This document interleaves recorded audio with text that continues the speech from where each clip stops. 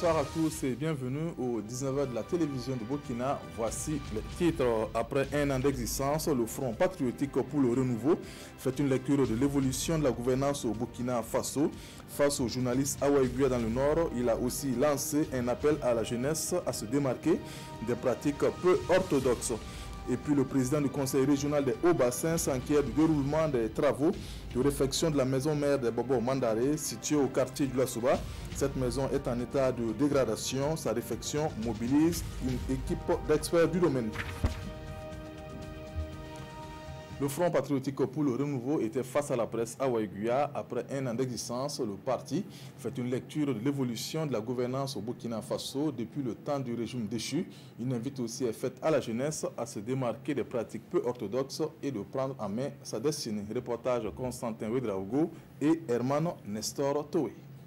Une politique malsaine aux antipodes de l'unité, de la justice et du progrès. C'est en ces termes que le Front patriotique pour le renouveau FPR qualifie la gouvernance des 30 dernières années au Burkina Faso. Selon les responsables du parti, les dirigeants actuels ont montré leur incapacité à gouverner le pays. Ils invitent de ce fait les populations à consentir à des réformes profondes afin d'assurer un avenir radieux. Nous ne sommes pas complices des brimades et torts que vous subissez. Nous nous affichons en réformateurs. Votre combat est le nôtre. Nous souhaitons nous engager avec vous sur le chemin d'un avenir libre et radieux. Cette conférence de presse est aussi l'occasion pour Aristide Ouedraogo et ses camarades de dresser le bilan des actions menées sur le terrain en une année d'existence. Il fustige également ce qu'il qualifie de tentatives de manipulation de l'histoire par certains dirigeants du pays. Aujourd'hui, on tente indélicatement de falsifier l'histoire. Des informations capitales sont montées de toutes pièces. La désinformation est en marche. Et ce qui est important pour certains, c'est qu'il faut déguiser l'information en empêchant à nouveau le peuple d'avoir accès à un droit fondamental, le droit à l'information juste et impartiale. À la question de savoir si le FPR va présenter une candidature à l'élection présidentielle de 2020, Aristide Ouedraogo promet que son parti ne fera pas de l'accompagnement, encore moins de la figuration. Et la question des moyens ne sera point un obstacle dans sa marche vers Kossia. Le Centre féminin d'initiation et d'apprentissage au métier œuvre pour le bien-être de la jeune fille. Ses activités, l'éducation, la formation et l'insertion professionnelle dans des domaines tels que la peinture, l'électricité ou encore la mécanique. La structure est accompagnée par l'ambassade du Canada au Burkina Faso. Reportage Salifou Belem et Zalissa Sanfou. Autonomisation des femmes et scolarisation des jeunes filles. Voici un des axes majeurs d'intervention du Canada au Burkina Faso. Chaque année, ce sont 20 milliards de francs CFA investis. Nous sommes ici au Centre féminin d'initiation et d'apprentissage au métier CEFIAM. C'est un motif de fierté et de satisfaction de savoir qu'aujourd'hui, ces jeunes filles et ces jeunes femmes sont des exemples, sont des modèles pour la société. Créé en 1997, ce centre a pour mission de promouvoir l'insertion socio-professionnelle des jeunes filles en difficulté.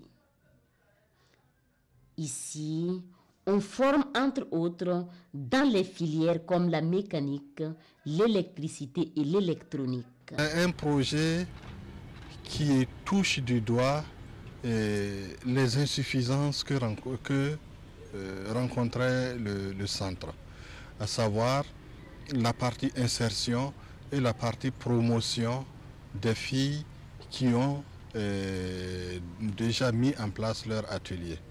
Pour l'année 2018, 12 filles ont pu bénéficier de l'accompagnement de ce centre pour ouvrir leur atelier. C'est le cas de Denise Nikiema. Elle est aujourd'hui indépendante financièrement après sa formation en électricité automobile.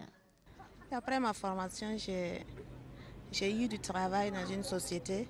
J'ai commencé là-bas et j'ai travaillé un peu. Après, j'ai fait mon atelier et je travaille là-bas maintenant. Et quand je suis venue dans mon entreprise, j'ai construit, j'ai payé une nouvelle moto et je paye la scolarité de mes petits frères et de mes enfants. Depuis sa création à nos jours, le centre a déjà formé environ 400 filles. Et pour le fondateur, le souhait, c'est que le Canada continue à accompagner ce centre pour la pérennisation des activités. Les parents d'élèves du lycée provincial de Pau offrent des infrastructures à l'établissement. Il s'agit de 5 salles de classe pour la filière scientifique d'un coût de plus de 22 millions de francs CFA et vont permettre d'augmenter l'offre de formation. La cérémonie de remise avec Daouda Ouattara et Nathalie Savadogona Baloum. 5 salles de classe, c'est la contribution de l'association des parents d'élèves du lycée provincial de Pau pour accroître l'accès et la diversification des offres de formation dans l'établissement. Pour la réalisation de l'œuvre, l'APE a mobilisé environ 22 millions de francs CFA. Nous avons commencé à s'intéresser aux cotisations des parents. Qu'est-ce qu'on fait avec? J'ai posé la question au précédent bureau et c'est comme ça que c'est parti. On a construit 2 salles, 5 ans.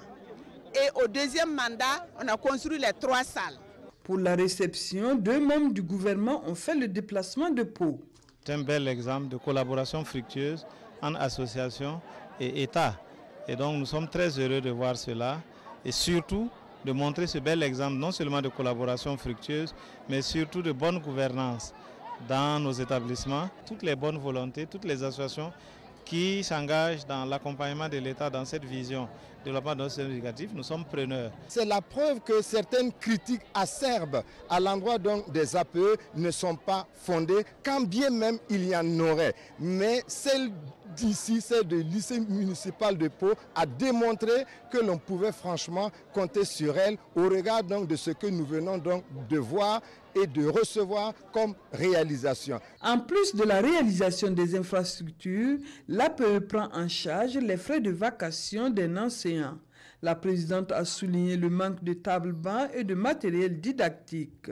Séance tenante, le ministre Ouattara a donné des instructions pour la résolution du problème. Pour résoudre la question d'orientation, le gouvernement s'est engagé à mettre à la disposition des acteurs de l'éducation des 45 provinces du pays des infrastructures modernes et adaptées. Des chantiers sont en cours dans la province du Naouri et qui ont reçu la visite du ministre en charge de l'éducation. Profitant de leur séjour dans la localité, les 2 membres du gouvernement d'Abiré ont rendu une visite de courtoisie à Sa Majesté le Popet, chef de Pau. Dans le cadre de la célébration de son jubilé d'argent, la radio Tanda de Fada a organisé un panel. Il a lieu sur la thématique de la promotion des valeurs de tolérance religieuse pour la paix au Burkina Faso. Ce panel a réuni des leaders coutumiers et religieux de la région de l'Est. Reportage Désiré Ilboudo, Dandi Banga et Ibrahim Sanou. Paix et cohésion sociale, c'est le thème de ce panel qui réunit autorités, organisations de la société civile et leaders religieux de Fada. Une activité qui se tient à l'occasion du 25e anniversaire de la radio Tamba de Fada. L'objectif est de susciter une prise de conscience des populations pour un meilleur vivre ensemble. On a voulu revisiter nos valeurs, les mettre en commun et voir ce que chacun peut faire pour que nous puissions travailler à cette cohésion-là, pour engager notre pays dans la paix et engager notre pays sur le chemin du développement. Plusieurs communications sont animées, notamment la contribution de la radio à la cohésion sociale et les valeurs de tolérance tirées de la Bible, du Coran et de la tradition. Nous avons en tout cas appris d'abord de toutes les communications. Nous avons pu percevoir que de tous les principes religieux, de tous les enseignements que je pourrais dire de nos religions traditionnelles, tous nous amènent à la même pensée, à savoir que vraiment il faut que la paix dont on parle, la cohésion sociale dont on parle, il faut d'abord que nous l'intégrons dans notre quotidien. En plus de ces panels, un match de football a opposé l'équipe de la presse à celle de la ville de Fada. L'équipe de la presse, malgré ses multiples efforts, perd devant son adversaire par 3-0. En levée des rideaux, c'est l'équipe féminine de l'ENSP qui fait un match nul de 0 but partout avec celle de l'ENEP. Toutes les équipes participantes ont reçu des récompenses. La maison mère des Bobo Mandare, située au quartier du Lassoba de Bobo du Lasso, est tout un symbole pour cette communauté. Vu son état de dégradation, elle est en cours de réfection. Le président du conseil régional des Hauts-Bassins est allé s'enquérir du déroulement des travaux. Reportage Kassoum Milogo et Karim Sissé. La maison mère des Bobo Mandare, ou Konsa en langue Bobo, était ces derniers temps dans un état dégradé. Et pour sauver cette bâtisse qui daterait du XIe siècle, l'association Maison Mère de Constat a initié un projet de réfection tout en conservant l'originalité de l'architecture. On va garder l'ancienne architecture, on ne touche pas à l'architecture, mais c'est renforcé pour que ça soit plus durable, pour que ça puisse résister. Sinon, on ne va pas changer l'architecture. Et quand vous regardez même, c'est du matériau utilisé dans l'ancien temps. Donc, c'est pour vraiment renforcer.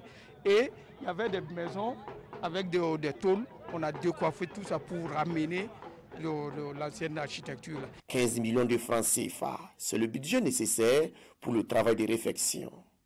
Le conseil municipal de Bobo du Lasso a déboursé la somme de 10 millions de francs CFA pour accompagner les initiateurs. Et aujourd'hui, il est question de constater de visu l'avancée des travaux. Le quartier spécifiquement de Dulasoba est aujourd'hui en phase il est sur la liste d'être classé comme patrimoine mondial. Donc c'est à nous de travailler pour qu'on retrouve toujours l'authenticité, pour que cette procédure qui a été engagée puisse voir les jours aboutir à ce que effectivement le village de Sia de Dulasoba puisse être classé comme patrimoine de l'UNESCO. Outre le conseil municipal de Bobo du Lasso, le conseil régional des Hauts-Bassins prévoit apporter lui aussi son appui. À noter que d'autres bâtiments à caractère touristique pourront être aussi réfectionnés les jours à venir, a laissé entendre le maire de la commune de Bobo du Lasso. C'est la fin de cette édition. Merci de votre aimable attention. Peggy Ouedraogo sera ravi de vous retrouver sous le coup de 20h. Bonsoir.